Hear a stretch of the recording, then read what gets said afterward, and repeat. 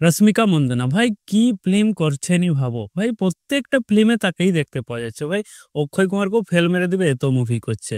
তো গাইস তার নতুন মুভি ট্রেলার এসছে দ্য গার্লফ্রেন্ড টি সিরিজে। তো গাইস এটা একটা ড্রামা রোমান্টিক মুভি হতে চলেছে। তো গাইস চলো এই মুভিটার বিষয়ে কিছু আলোচনা করা যায়। তো গাইস আমি আকাশ টুডে রিভিউ গার্লফ্রেন্ড ট্রেলার।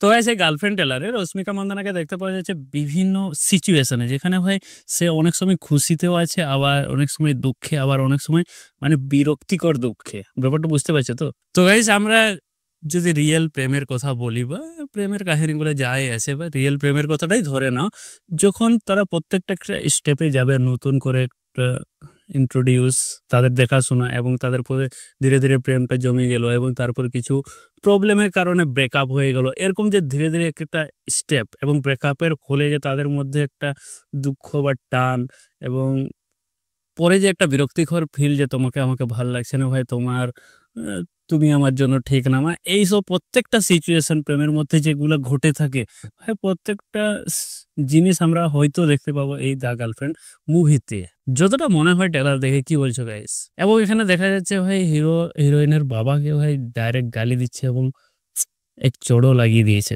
তার মানে ভাই আমরা দেখতে পাবো কোনো প্রেমের নেশায় কোনো ছেলে যে রাগটা করে এবং সেই রাগটা পুরো এখানে দেখিয়েছে ভাই, সে কি কি করতে পারে। এবং একজন মেয়ে সে ভালোবাসার পর যদি তাকে মানে গিল্টি ফিল করে, তার জন্য ভাই সে কতটা ত্যাগ করতে পারে ভাই, প্রত্যেকটা জিনিস আমরা হয়তো দেখতে পাবোই। তো গাইস এখানে ডাইরেক্টরের কথা বলতে গেলে রাহুল রবীন্দ্র ভাই, এ শুধুমাত্র ডাইরেক্টর নয়, রাইটার, স্ক্রিন প্লে এবং ডায়লগ সবকিছু সে নিজেই দিয়েছে। এবং যদি তার আগের ফিল্মগুলোর কথা বলা যায় ভাই, 2018 সালে চিল্লাসো বলে একটা, ওটাও রোমান্টিক লাভ স্টোরি মুভি ছিল ভাই, সেইখানেও সে ডাইরেক্ট করেছিল। এবং তার সাথে যদি 2019 সালে দেখা যায় মান মাধুরু 2 ভাই, এটা তো আমরা দেখেইছি।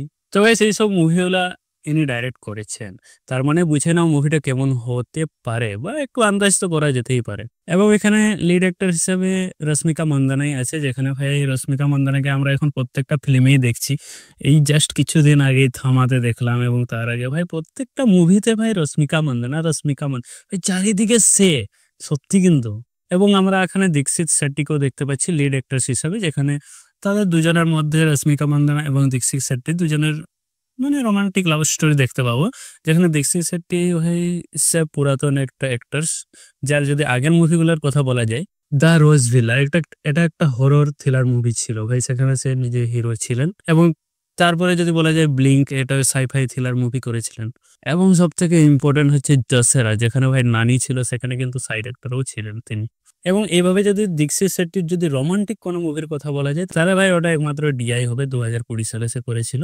তো গাইস এই মুভিটার যে ব্যাকগ্রাউন্ড মিউজিকটা সত্যিকারে এতটাও যে খুব ভালো বলে বলা যাবে না বা খুব খারাপও বলা যাবে, মোটামুটি মুভিটা চলার মতো। এর যদি বাজেটের কথা বলা যায় ভাই, এর কোনো বাজেট পাবলিকলি অ্যাভেলেবেল নাই। এবং দেখতেই পাচ্ছে তো একটা একটা কমার্শিয়াল মুভি। তো গাইস এর বাজেটটা বেশি কিছু ম্যাটার করে না, নর্মাল একটা বাজেটের মধ্যেই হবে ফিল্মটা। তো গাইস মুভিটা আসতে চলেছে নভেম্বর মাসের 7 তারিখ এই 2025-এ। তো গাইস মুভিটাতে ইন্টারেস্টিং বলতে এখানে ভাই অনেক রোমিও জুলিয়েট মুভিটা দেখতেই যাবে, এবং সত্যিকারে ভাই ওই নিয়েই তো মুভি। তো ভাই এই ট্রেলারটাকে তুমি কি দেখেছো ভাই? যদি দেখেছো ভাই, ট্রেলারের কোন সিনটা তোমাকে ভালো লেগেছে বলো দেখি। আমাকে তেমন কোনো খাস লাগলো না যে মনের মধ্যে একটা গেঁথে যাবে এমন কোনো সিন, কিন্তু ভাই এই লাভ স্টোরিতে যা ঘটে ভাই স্যার তা দিয়েছে। তুমি যদি লাভ করে থাকো তাহলেই ভাই জানতে পারবে যে এখানে কি হতে চলেছে।